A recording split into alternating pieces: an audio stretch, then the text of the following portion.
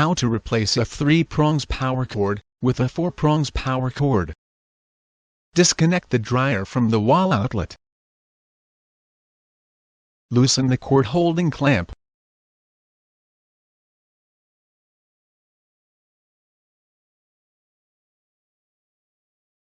Remove the terminal block protective cover plate.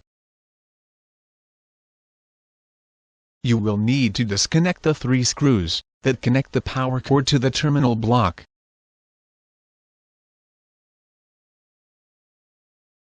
Disconnect the power cord from the terminal block.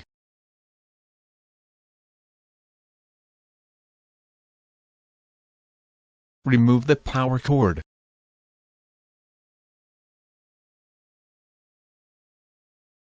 Unscrew the green ground wire from the cabinet. Use electrical tape to insulate the green ground wire and push it inside of the dryer. Push the 4-prongs cord through the cord holding clamp. Connect the red wire to the terminal on the right. Connect the white wire to the terminal on the center.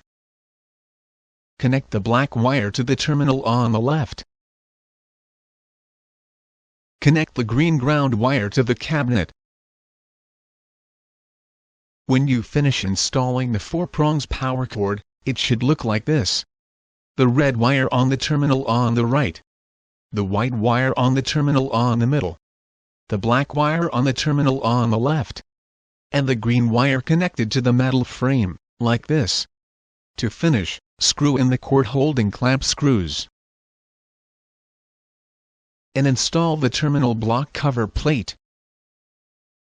That was the way to replace a 3-prongs power cord with a 4-prongs power cord. If you have a 4-prongs power cord and need to change it to a 3-prongs power cord, do the opposite.